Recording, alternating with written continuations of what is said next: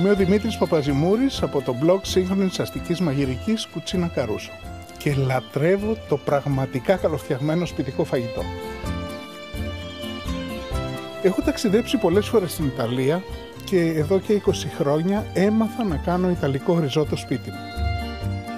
Σε αυτό το βίντεο, εδώ στο μαγευτικό περιβάλλον του ιστορικού κτήματος Καντήλι της οικογένειας Noel Baker στη Βόρεια Εύβοια, θα μοιραστώ μαζί σας όλα τα μικρά μεγάλα μυστικά της διαδικασίας για να μάθετε κι εσείς να κάνετε αυθεντικό ιταλικό ριζότο σπίτι σας.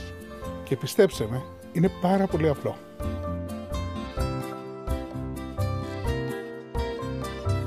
Το ζητούμενο σε ένα ιταλικό ριζότο είναι αυτή η μαγευτική κρεμώδης υφή του, με τους κόκκους του ρυζιού που στέκουν τόσο όσο. Το τέλειο ριζότο χαρακτηρίζεται από τον τρόπο που αργοκυλά στο πιάτο σε κύματα, καθώς το γέρνουμε. Γι' αυτό, κατά αντιστοιχεία με τον όρο al dente στα μακαρόνια, εδώ χρησιμοποιείται ο όρος alonda, όπου όντα σημαίνει κύματα στα Ιταλικά.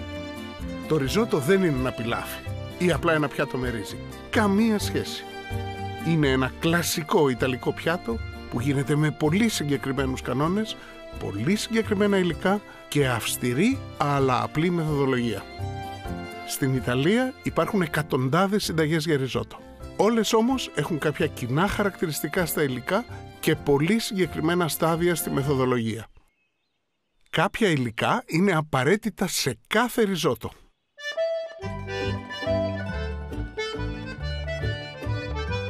Κάθε ριζότο στο στάδιο του σοφρίτο ξεκινά με αγνό αγελαδινό βούτυρο και ψιλοκομμένο κρεμμύδι. Ριζότο χωρίς βούτυρο δεν είναι ριζότο.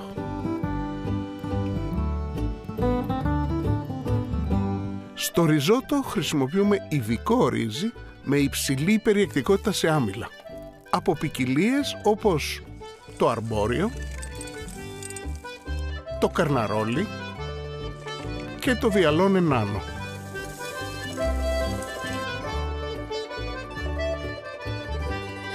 Το χαρακτηριστικό ενός ριζότο είναι ότι το ρύζι μαγειρεύεται σε ζωμό, μπρόντο όπως το λένε στην Ιταλία. Συνήθως είναι ζωμός κοτόπουλου, αλλά ανάλογα με το κεντρικό υλικό της συνταγής μας, μπορεί να είναι και ζωμός βοδινού, λαχανικών ή ψαριού.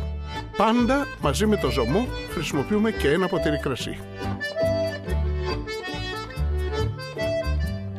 Όταν λέμε κοντιμέντι, εννοούμε το βασικό υλικό της συνταγής που δημιουργεί κάθε φορά το γευστικό θέμα του ριζότο. Μπορεί να είναι σαφράν, μανιτάρια πορτσίνι, γαρίδες ή κάποιο άλλο είδος θαλασσινού, αγκινάρες, σπαράγγια, ό,τι φανταστεί κανείς. Στο κλείσιμο μιας συνταγής ριζότο που λέγεται μαντεκατούρα χρησιμοποιούμε πάντα βούτυρο και στις περισσότερες περιπτώσεις τριμμένη παρμεζάνα, γιατί μαζί δίνουν την τελική κρεμώδη υφή και κορυφαία γεύση στο πιάτο. Βλέποντας το βίντεο αυτό, σας εγγυώμαι ότι αφού το δοκιμάσετε 2 φορές, μετά θα γίνετε εξπέρ.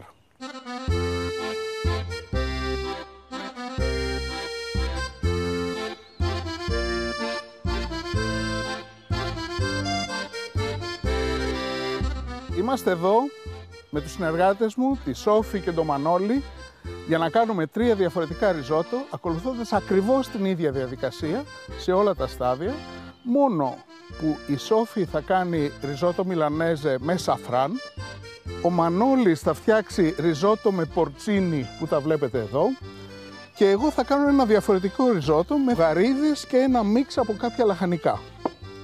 Θα δείτε λοιπόν πως ενώ κάνουμε 3 διαφορετικά πιάτα, στην πραγματικότητα η διαδικασία που ακολουθούμε είναι ακριβώς η ίδια. Βάζουμε τη φωτιά στο μέτριο προς δυνατό και ξεκινάμε το στάδιο του σοφρίτο, βάζοντας πρώτα απ' όλα το βούτυρο να λιώσει.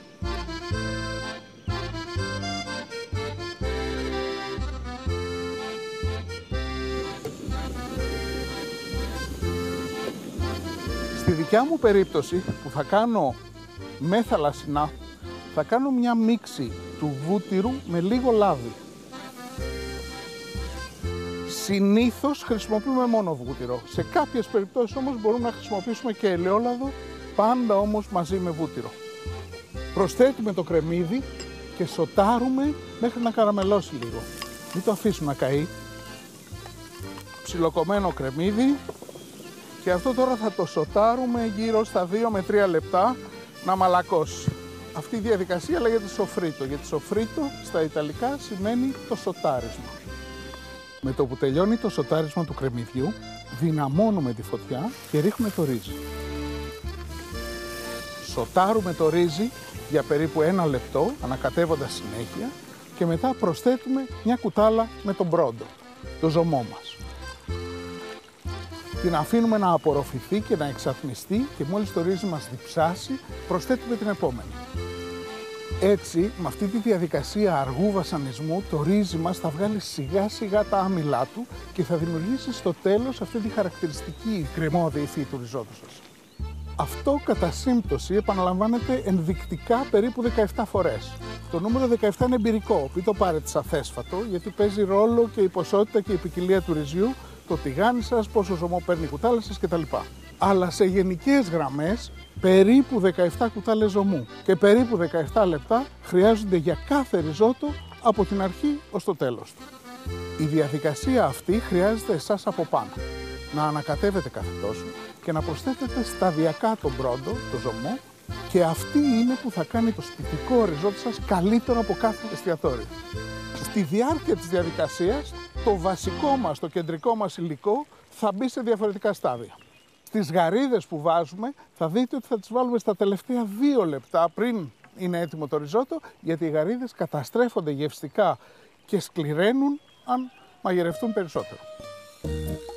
Θέλω στο ριζότο μου να έχω και κάποια λαχανικά. Έχω ψιλοκόψει εδώ λίγη πιπεριά, λίγο πράσο. Αυτά τα υλικά μπορώ να τα βάλω σε αυτό το στάδιο της διαδικασίας. Ενώ οι άλλοι συνεχίζουν, εδώ είναι μία πρώτη διαφοροποίηση, όπου εγώ βάζω ένα κομμάτι πριν από τους υπόλοιπους. Βάζουμε ζωμό.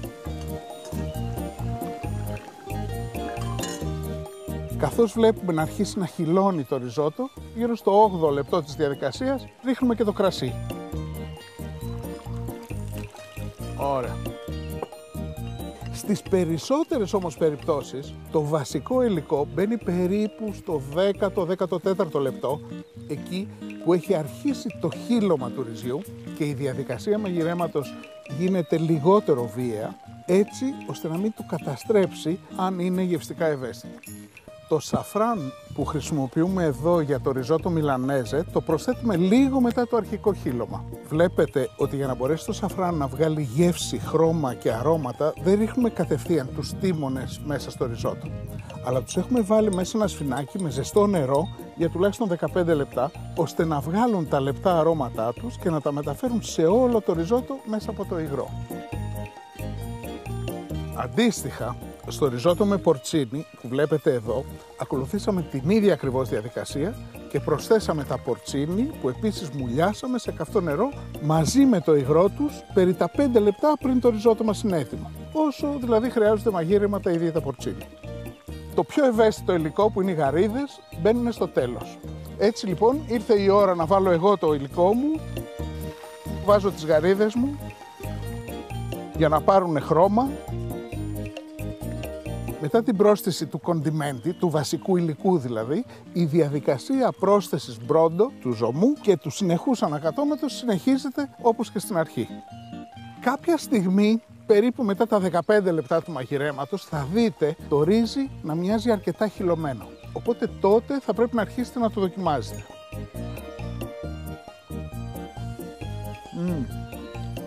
Είναι έτοιμο.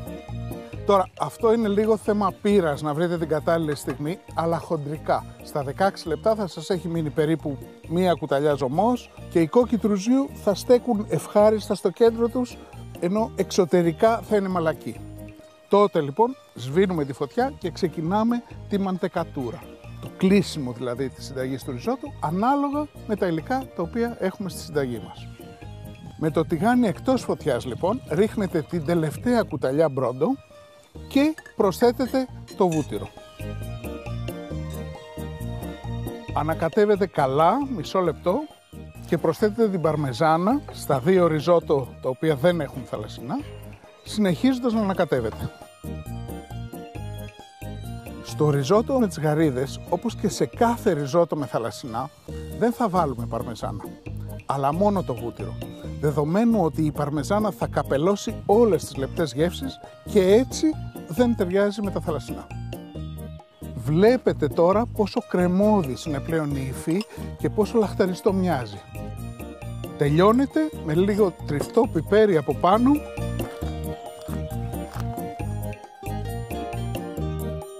Μόλις το ριζότο είναι έτοιμο στο τηγάνι σας, πρέπει να σερβιριστεί και να αρχίσετε να το απολαμβάνετε χωρίς καθυστέρηση. Το ριζότο καλός ή κακός δεν μένει. Δεν ξαναζεσταίνεται. Δεν είναι ένα πιάτο που γίνεται από πριν. Γίνεται μόνο την τελευταία στιγμή. Αλλά αυτή η στιγμή που έρχεται μπροστά σας, αυτό το πιάτο είναι πραγματικά πολύτιμη.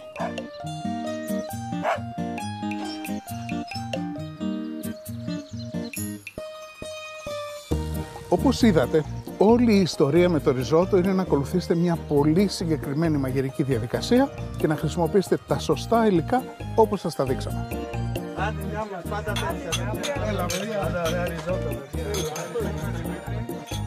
Είμαι ο Δημήτρης Παπαζημούρης από το blog σύγχρονης αστικής μαγειρικής Κουτσίνα Καρούσου και πιστεύω ότι το καλύτερο ριζότο στην Ελλάδα μπορείτε να το κάνετε εσείς στο σπίτι σας. Μπείτε στο Caruso.gr και διαβάστε κάποιες από τις δοκιμασμένες συνταγές μας.